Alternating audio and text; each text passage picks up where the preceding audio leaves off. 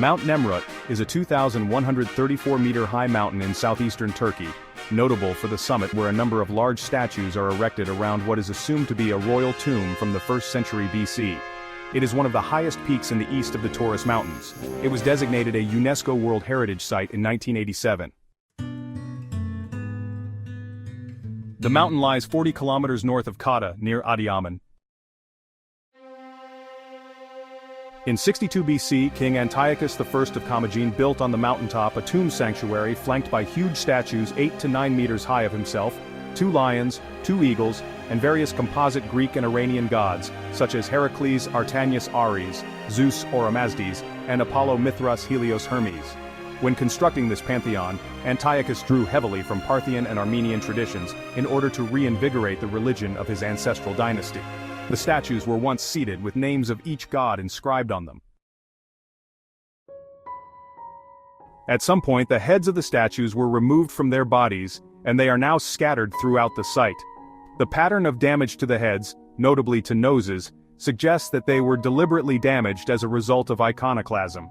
The statues have not been restored to their original places. The site also preserves stone slabs with bas-relief figures that are thought to have formed a large frieze. These slabs, or stelae, depict Antiochus's Greek and Persian ancestors. The same statues and ancestors found throughout the site can also be found on the tumulus at the site, which is 49 meters tall and 152 meters in diameter. It is possible that the tumulus of loose rock was devised to protect a tomb from robbers, since any excavation would quickly fill in. The statues appear to have Greek-style faces, but Persian clothing and hairstyling. The western terrace contains a large slab with a lion, showing an arrangement of stars and the planets Jupiter, Mercury, and Mars. The composition was taken to be a chart of the sky on the 7th of July, 62 BCE. This may be an indication of when construction began on this monument.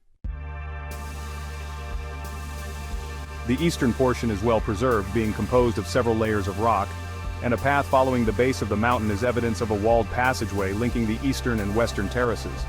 Possible uses for this site are thought to have included religious ceremonies, owing to the astronomical and religious nature of the monument. The arrangement of such statues is known by the term hierothesian. Similar arrangements have been found at Arsamea on Nymphaios at the hierothesian of Antiochus's father, Mithridates, the first Callinicus. Ancient history. The religious sanctuary established in Mount Nemrut was part of Antiochus's political program to revive the Persian traditions of Commagene. In order to do so, he merged and adjusted the political and religious traditions of Cappadocia, Pontus, and Armenia.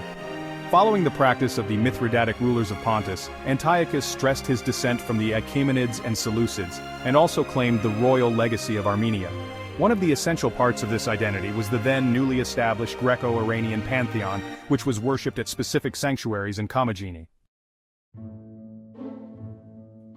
Modern history. The site was excavated in 1881 by Karl Sester, a German engineer assessing transport routes for the Ottomans. After her first visit in 1947, Teresa Gohl dedicated her life to the site, starting campaigns in 1954. Subsequent excavations have failed to reveal the tomb of Antiochus. This is nevertheless still believed to be the site of his burial. The statues, all of them beheaded, have not been restored to their original condition. In 1987, Mount Nemrut was made a World Heritage Site by UNESCO. Tourists typically visit Nemrut during April through October. The nearby town of Adıyaman is a popular place for car and bus trips to the site, and one can also travel from there by helicopter. There are also overnight tours running out of Malatya or Kata. Don't forget to subscribe to World Wonders Unveiled and turn on notifications.